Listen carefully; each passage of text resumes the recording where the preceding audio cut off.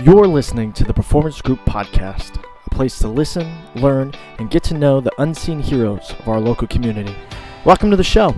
I'm your host, Sean Kirby, and on the Performance Group Podcast, we make it our mission to learn from those around us and shed light on our local community. If you're new to the show, we have spoken to business leaders, community organizers, friends, and family. And before we jump in today, I hope to ask you for a favor. If you could please just take 1 second to hit subscribe and share our posts. It would mean a whole lot to me, our team here at the Performance Group, and our amazing guests on today's show.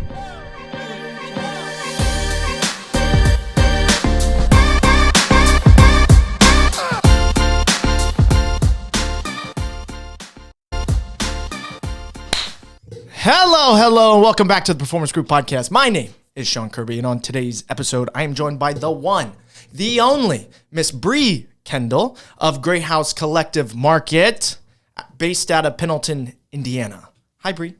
Hello, Sean. Thank you for coming. Oh, thank you for having me. You're in your sweater weather. From Greyhouse Collective Market. Is it? Shout out, small town boutique. Absolutely. They really mix and match that thing together today, didn't they? It's actually called Mixed Pocket. It reminds me of the blankets where they take all the sports jerseys that you had when you were growing up and they made them into a blanket when you graduate as a senior. It's similar, and it has pockets and everything, so it's really, really great. I like it because you got like a part sweater arm, and then the rest is flannel, and then you got a little bit of corduroy. Yeah. It's nice. It's like all the things. It's all the things. Mm-hmm. Is that considered a shacket since it's like a little bit thicker? I think I might trademark that, actually. Shackets? Yeah. I think it's a real thing. No. We have a daughter. Well, we have two daughters, but the one daughter has expensive taste in clothing. You know, her mother has expensive taste in clothing. And we've got tons of these flannel shackets running around the house. I mean, they're really trendy this year. We have probably, 20 different options at the boutique. So are you a trendy person? Were you always a trendy person before you got into the boutique business? No. I Really? wouldn't say. I create the trends, you know. That's trendsetter. Trendsetter. That's what they call that. So we'll back up and we'll get into your trend-setting ways. So Bri, kind of, take us back a couple years and tell us, how did you get to where you are today, owning your own boutique and some of the other businesses I know that you're part of here in town? Sure, yeah. A few years ago, I was working as a regional manager for an aftermarket sales company, and I would travel around to dealerships, and it was really kind of a very difficult career choice for a woman. And I hated it. Mm-hmm. I was really good at it. Yeah. But didn't really like it. Dreamt up what the secondary company I run, Lux & Lou, which is an artistry-based company. I make the goods personally. Really? Mm-hmm. Like on Etsy? Is that like kind of where it goes? No, it is predominantly on a wholesale platform called Fair, and I ship out to about 600 boutiques globally. Wow. Right out of my living room. Huh. Dreamt it up in my car, crying one day in a dealership parking lot because I didn't want to go inside. Started doing it just to kind of get my mind off of things. But when COVID happened, to back up just a bit, I got out of that industry and went back to makeup. And I was a traveling brand representative for a prestige makeup line. But when COVID hit, I was laid off, and I decided to take the last $250 in my account and make plant hangers and pitch tent in my driveway. And I watched the town of Pendleton basically put food on my table. Really? For a good 2 months. And it really sparked a passion for creativity and just realizing the necessity of community camaraderie and supporting your local businesses and people who put their time and their effort and passion into products. Absolutely. So you were born out of COVID? Pretty much, yeah. So you're thankful for COVID? COVID's the best thing that ever happened in my life, to be truly honest. Clip it and post it. That's beautiful. So you got into, you said plant hangers? Yeah. So Can you explain that for some of us who don't know what that means? Sure. We don't have any plants. It's called macrame. If you're familiar with throwback trend in the 70s, you would knot a couple strings together and make a pattern, and then you'd tie it together and hang a plant from your ceiling. So yeah, I went out and bought a bunch of succulents and pots and cord. Really? Spent a few hours knotting away. And did you already know how to knot, what'd you call them, macrames? Macrame? Macrame, yeah. Yeah, so you already knew how to do that? Or did you learn on YouTube? I taught myself on YouTube. Yeah. I learned how to juggle first day of quarantine. No. I had built Lux and Lou, so I was macrameing already. Okay. But I knew that plant hangers, I could make $8 per hanger, sell them for $15. So, very lucrative for the product. So, yeah, that's what I did. And then after that, I was starting to get unemployment, and I decided I actually had a shop briefly at the Galleria shops in Pendleton. And I'd gathered all of these makers, and I would allow them to put their product in my store, and I'd give them back all of their profits. Oh, wow. So I knotted to pay the bills, and then I was giving back all of the revenue to these creatives while everybody was in this chaotic state. How did you find these creatives? I had done a few markets, and I would just kind of cold message people locally and say, hey, do you want to make some extra money? I have a shop. You can have it all back. I know times are hard, and so that's where I went with that.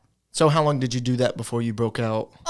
4 months, and then I realized that I completely set this business up on a very caring and nonprofit basis, nonprofit basis. It was not good for me personally.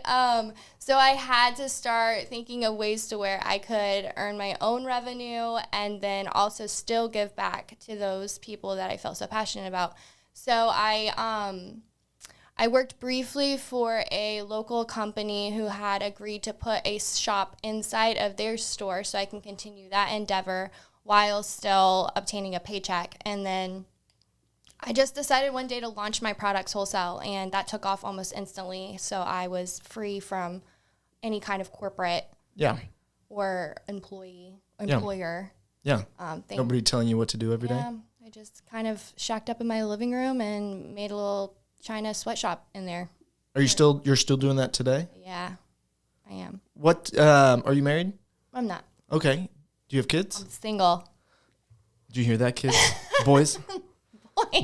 Men? People watching at home? But yes, I am. If you want a hard-working woman who don't need no man, she don't need you either. I don't really have time today or anything. No.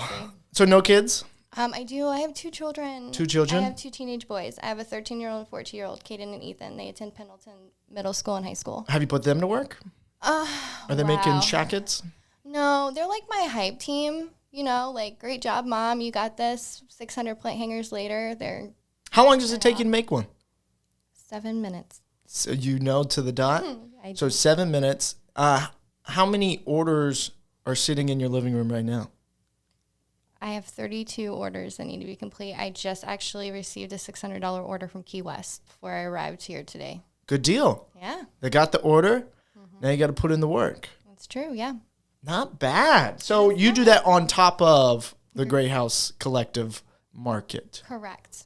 What is your website name? Is it greyhousecollectivemarket.com? Greyhouse-collectivemarket.com. That's a heck of a domain. It is, but you know what? It's unforgettable. So Unforgettable. it works. Yeah, trying to give somebody your email over the phone. Yeah, that's Bri at greyhouse-collectivemarket, all spelled out, .com. I know it's long. We have the same problem. That's performancegroupindiana.com. Yeah. It's miserable. It is. Looking back in time, I wouldn't have done it. I think about what I would have done. Instead? But I keep going back to I made the right call. Why Greyhouse Collective Market? My cat's name's Gray. So this whole thing's about your cat? He's the coolest guy I know. Cool cat. Yeah. There you go. Mm-hmm. So so how long has the standalone retail been there? Since they built the lumberyard, right? Yeah, so I saw that building when it was being built, and I absolutely fell in love with that corner space. Obviously, plant hangers are my thing, so the beautiful windows, I loved it. I was the first one to actually sign a lease in that building. But yeah, I've been there since they were doing it. I think our first day in business was January 29th of this year. That's when people are buying plants? for their plant hangers? I told you I'm a trendsetter. Uh-huh. So, yes, they were buying plants in January. There you go. So, I know you also are you running the other place over here? The, whatever that space is? Love and Grace. Yes. So that is actually like my favorite piece of life, to be honest. I absolutely love Greyhouse. I collaborate and partner with over 60 makers within that space. So that's really got a big, huge piece of my heart. But I love community outreach and networking. And Rochelle Martin, who owns Serendipities in town, she had this vision for a place to come together. And she wasn't really sure exactly what that was going to entail, and we had coffee one day, and we're bouncing ideas off of each other, and I had a dream about workshops and just, like, furthering that creative passion of mine and presenting it and offering it to the community in small snippets. And it just became a kind of just a team effort of providing her expertise in inventing and my expertise in crafting. And then, yeah, we do it together. It's her business completely, but, it's a shared project for sure. So you do like craft classes? Yeah, we do a variety of different. Working yourself right out of the system, teaching people how to make their own plant hangers? You'd be surprised how difficult it is. I could not imagine. I thought it was going to be, we'll give you a free course. a Promo free code seat. Performance Group. And you can give it a go, but I promise you, people come in and they think it's going to be very simple, and it's not. And we do way more than macrame. As a matter of fact, after I taught 3 macrame classes, I don't really want to do another one. It's asked about a lot, but it's something I feel like I'll have 20 people show up and 10 can understand it and 10 are like, absolutely not for me. Yeah. I need to start showing up and doing tax classes. I actually do, after this, have an idea how to offer, because I partner with a lot of small people, and they're like, okay, where do we go from here? What do we need to do? Just creating something in your living room is just such a small piece of an actual business structure. Yeah. Maybe some referrals. Absolutely. A little throwback. Yeah, happy to help. So internally, obviously, we do everything except for the physical labor most of the time, right? Because we're a service-based business. Mm-hmm. It's paper and ink. That's all it is. But numbers and the back end to business is a very important thing. And if you don't have that right, then it's really hard to make it to step 2. Yeah, can crumble very quickly. Very quickly. Not a lot of people make it, not in small business. Mm-hmm. So you've got 60 makers. Yep.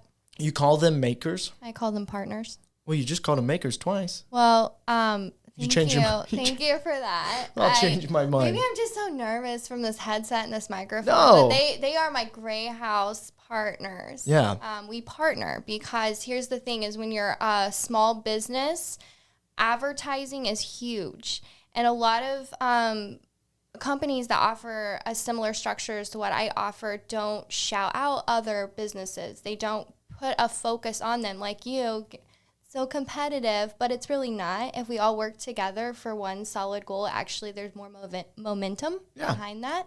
I don't have to really pay anything for advertisement because I'm shouting those partners out. Partners. I shout the partners out, and then guess what? They're sharing those posts, and they're shouting me out back. Yeah. It's like a podcast. We have a partnership. Yeah, it's a partnership. Mm-hmm. You and your makers. So, with the makers, do they come to you? Do you go to them? I was in your shop during the fall festival. That was a bajillion degrees outside. Mm-hmm. Very not so fall. Yeah. And the square footage of the space it's not as big as I thought it was going to be. It's pretty tiny. Yeah. So to imagine there's 60 individuals or makers or partners who have all their stuff in there, that's pretty impressive. Yeah. And I have probably 35 on the back burner.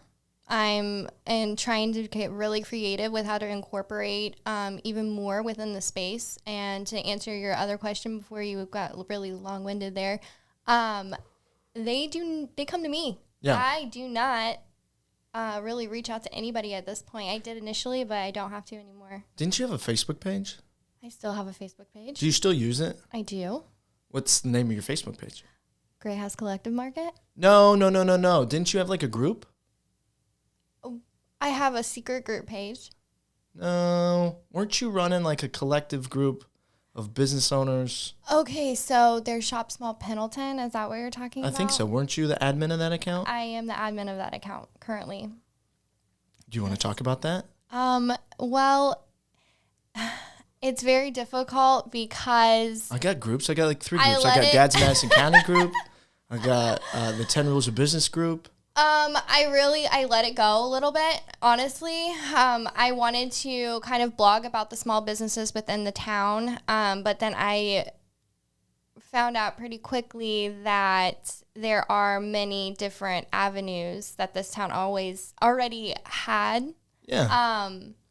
And I really just didn't want to step on any toes by creating an entirely different platform. However, it did gain a lot of traction. Yeah. Truly. I'm sure if people were like, let me be a plug on this, like, blah, Yeah. blah, blah. And I mean, I could have definitely, like, taken it up. Like, I could have went around, interviewed people, you know, and a lot of people wanted to be a part of it. Yeah. But, again, I had my hand in a lot of different things. And I just felt like there was more resistance than there was going to be, applause. Yeah.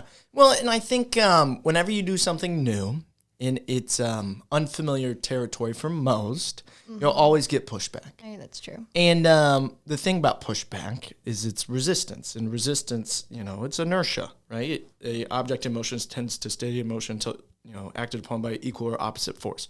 Physics. So at some point, something's going to break and one goes forward or the other one goes forward. So I'll give you your applause.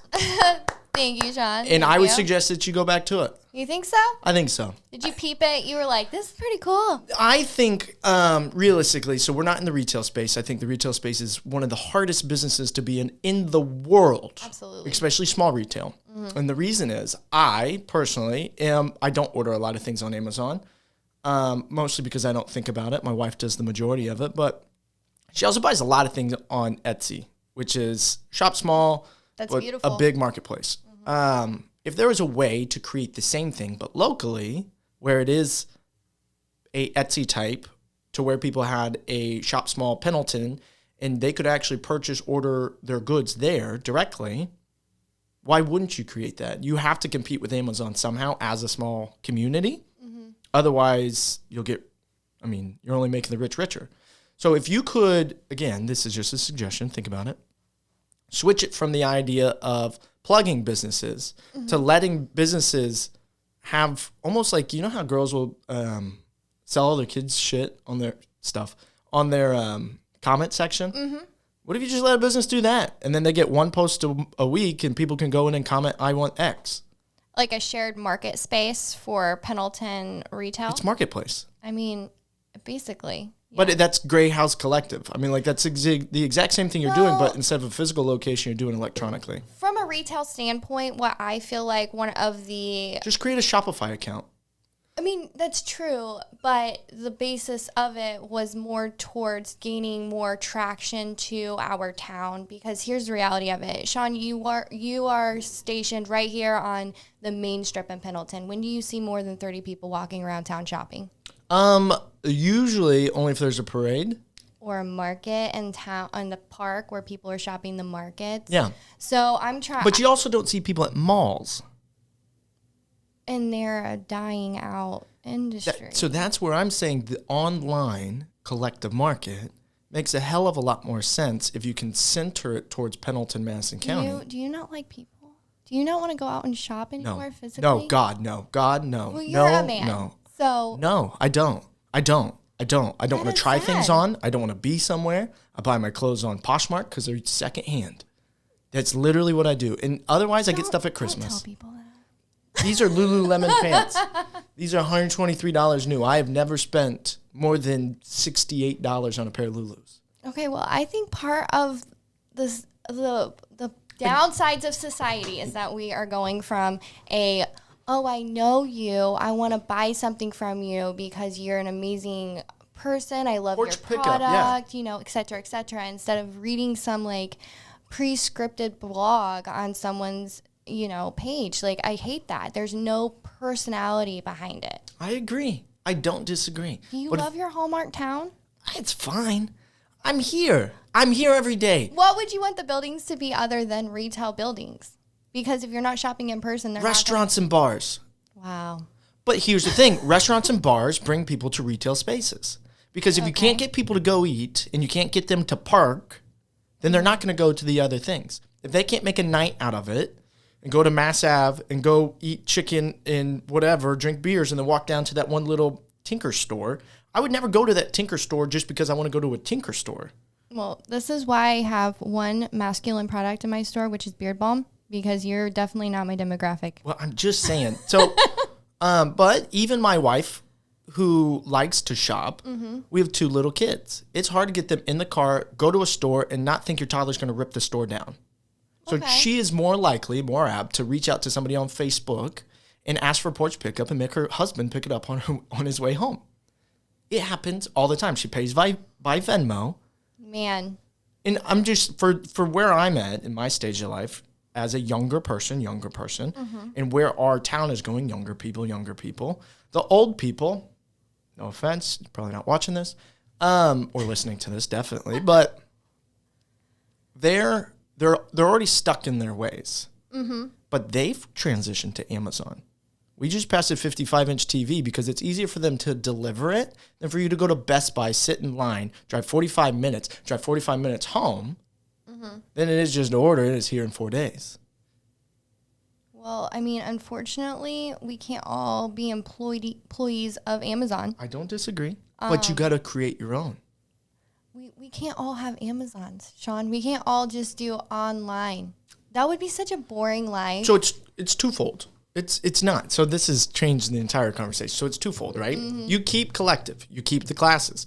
Everything becomes part of an ecosystem. Okay. You drive that ecosystem to the online because if they want it at 10 o'clock at night, rather than them thinking, oh, what do I have to get off my plate to come tomorrow? They order it and they just swing by and pick it up. It's already paid for and it's in a box. They pick up their box on their way home. Here's a fun fact, is that I actually offer in-store pickup from my website. Perfect. Okay, you know how many orders I've received for in-store pickup? I have no idea. That would be 0. Do you know how many people have stopped in and shopped my market in that time frame? I have no idea. Probably about 150. So although I love your enthusiasm about this, I feel like for my specific genre of shopping, in person is going to be the best route. And that's why you use the Shop Pendleton page as your collective market for other people to post their stuff. And then they all pick it up at Collective Market downtown because when they stop. Do you want to sponsor this endeavor? Yeah, but it's not expensive. It's a Facebook page. It's a Facebook page that would actually have to be manned by in-store pickup, photographing, blogging. So those are all done by the independent person maker. If the maker wants to sell their product, sell it here. Here's your outlet. I own the outlets, which is the Facebook group, right? And then if they want to come pick it up, make sure it's at my shop box and ready to go, and I will coordinate the delivery. You could, whatever. I mean, like, truly, you can make it to where it's you can make money 3 different ways, but it's all still the same thing. Because if you can drive people to pick it up or buy it online and then come pick it up, they're still in the store to shop again. I mean, I completely understand where you're going with that. I actually partner with Grown in Grace. She's going to do all of her deliveries and pickups. She hand makes them. She's a teacher at one of the elementary schools, and she does printed tees and sweats and sweatshirts, whatever. But she's going to start delivering her stuff to my store once a week and have all of her partners or her customers come in. Flatter? Yes, Jessica Flatter. Mm-hmm. So yeah, I agree. This is a wow, unasked for. I did not know that Sean invited me here to change. Give you business ideas. My entire it's not platform. It's an addition. You already have the platform. You have the following. It's wasted if it's unused. That's my personal opinion. I feel like you already created something. Just monetize it or maximize it. Go with it. Pick one. Okay. Doesn't make sense to leave money on the table. That's true. I mean. Personal opinion. Okay. Well, thank you. Yeah, I know you didn't ask for that. So you're doing the classes. I am. How often do you do those? Are you still doing those? We have done probably in the summertime it was a little bit more. We were doing about 3 to 4 a month. We've slowed down just a bit because we have, town events. Our kids are in sports, things like that. So we're getting a little bit pulled away. But we do right now, average about 2 a month. And we've brought in other hosts. So instead of just watching me do the craft or learning from me, we just did a painting course with Amanda Rhodes. She's another Pendleton mom, and she taught the class how to paint a black cat for Halloween. Correct. It was really fun. You should do kids courses. I agree. 1, because they're fun. Right. 2, because parents and people are more likely to spend money on their kids than they are themselves. It's so true. And who wants to clean up a mess? You Not don't me. have to. Exactly. Not You me. can come let your kids get crazy and then bye. Yeah, that's the dream. Take your pumpkin and leave. Exactly. Or whatever it is. But yeah, I think lots of really cool things. I'm not artistic, right? So I just, no. This is the limit of my art talking. Okay. Yeah, this is as far as it goes for the most part. So so you're doing that. You're doing your, what'd you call it, Lux and Lou? Yep. Lux and Lou, still running and gunning with that? I think Busy. I think I might be done with that soon though. I think it's run its course. I think that's beautiful. I think I'm not wanting to mass produce products out of my dining room anymore. Why don't you hire somebody and teach them how to do it? Well, I think macrame is a dying trend, to be honest, and I want to get out before it's dead. Trendsetter. Yeah. Find the next thing. I already have the next thing. What's that? Tell us all. I can't tell you. Why? Don't you have to sell it at some point? I do, but you guys should just go ahead and follow Greyhouse Collective Market because I'll be launching a new brand. A whole new brand at the beginning of the year. You guys are not going to want to miss out. It's going to be really cool, great, and there's going to be a whole another side of my artistic abilities that I haven't really showcased yet. So, can you give us a hint? No. Is it like shirts? It's not. Sure, I don't even know what you do. Jackets. Jackets. It's shirt jackets. No, I don't really sew. I haven't sewn in a really long time, but. So, okay, is it so you can't wear it? I can't say. Can you? You might be able to wear it sometimes. Is it silverware? I thought about silverware, but it's difficult to to create. Yeah. I would with a blacksmithing some forks. Hey, don't put it past me. I wood burn. I do all kinds of different things. Oh my goodness gracious. Yeah. What a world we live in today. So are you going to sell plant? Well, you wouldn't wear plants. Now I'm just curious. When are you going to release that? So today is beginning of the year. 10/20. So we've got to wait 2 months. Clean cutoff for Lux and Lou. Easy start for. I've already had the other company in my back pocket for about 6 months. I hadn't really dreamt it up enough, but it takes you 6 months to dream about something? Well, you know why? I used to be somebody that would just jump off cliffs, and now I know that I probably should gauge the rock beneath me, a couple different things instead of just being a wild person. So it sounds like you've learned some lessons. I think we all have, especially in small business, I'm here 4 now. Yeah. So, yeah. What's the biggest lessons you've learned, and what would you say the biggest failure is? Believing that you can do everything and not utilizing delegation.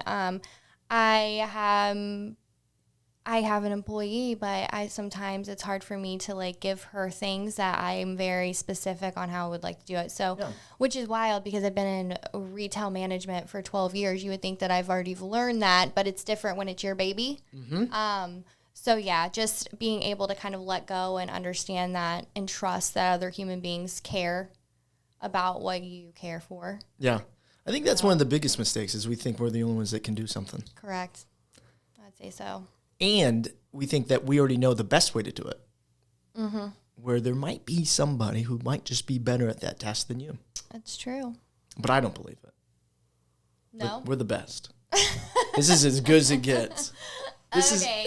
I don't think I would trust anybody to host a podcast. I think my dad would do a pretty awesome job. Well, I mean, the podcast is called With Sean Kirby. So I'm actually, so this episode's actually going to be completely different. I didn't think about it until after I did the intro. Mm-hmm. So we're changing the entire, not even the model, but I'm usually not one to say things have ran their course. And I think that the Performance Group podcast has ran its course in the sense that the scope of the conversation needs to change and grow after 2.5 years of doing this.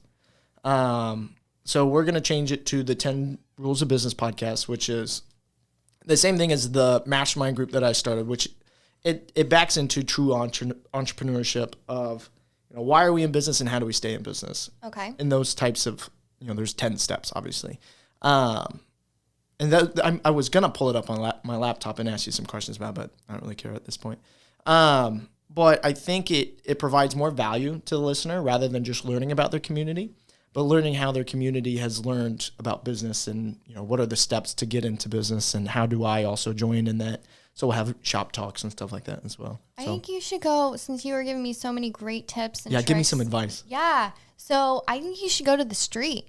I think you should talk to our TikToks? community. Well, no, not so much. Like TikToks with the tiny microphones? Have you seen those? Yes. Yeah. Excuse me, sir. Yes. How much money do you make? I'm serious. Like, honestly, I think that... You have to have a camera guy. Listen, I'll be your I have a camera tripod. guy, and we can go out and we can talk to people, because I feel like that the community probably doesn't understand how much influence that they have on our retail. So, Sean, we already know how much you spend on the streets of Pendleton. It's not much. Actually, I spend my money on food every single day. Sophie's Bagels. I was going to say, you actually I spent so much on Sophie's Bagels that I went there the other day. My bill was more than I wanted it to be. And I said, how many points do I got racked up? And they said, a bunch. I was like, spend them all. I spent 54 cents on a $54 bill. And wait, you spent $54 at Sophie's Bagels? Yeah.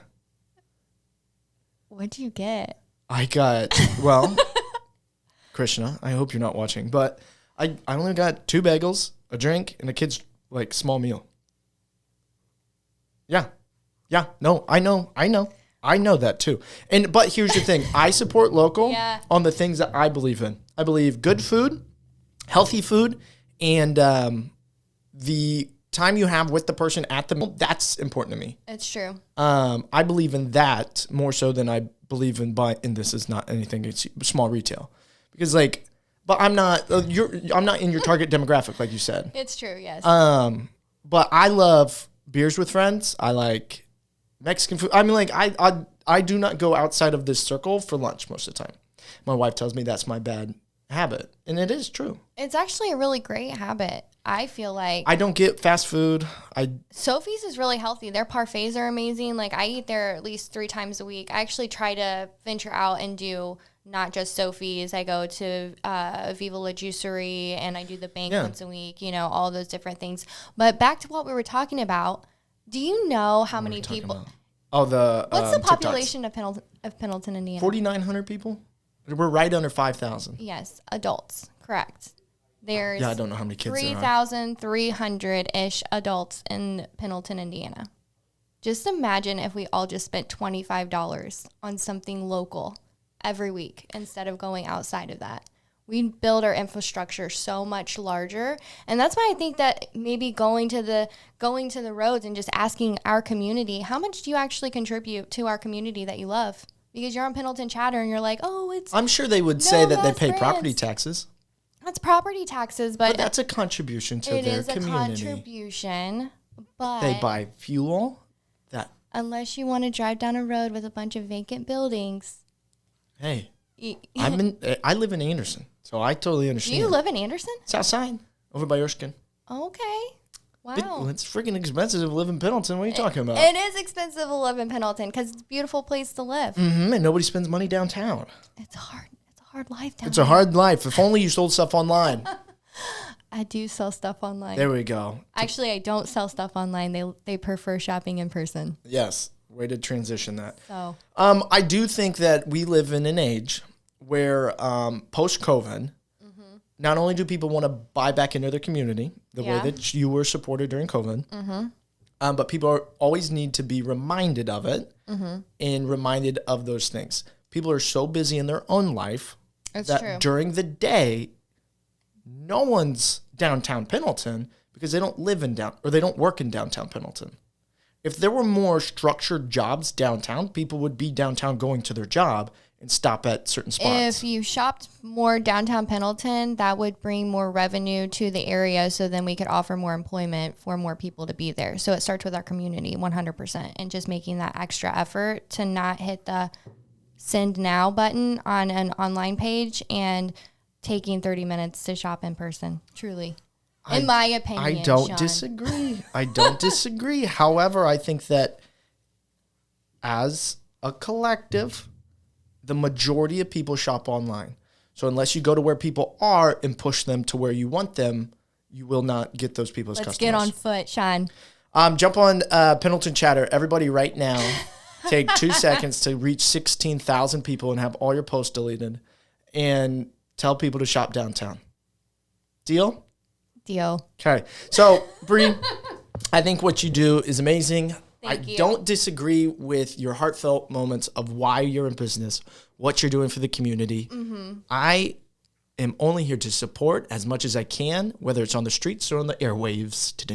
Bow. So, whatever we can do as a collective. Greyhouse-collectivemarket.com. Sean Kirby. Shop today. Promo code Sean Kirby.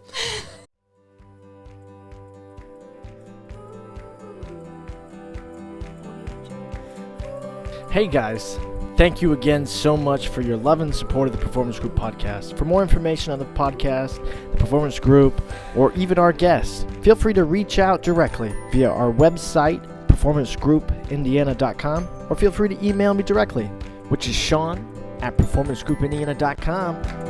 We'll see you guys next week.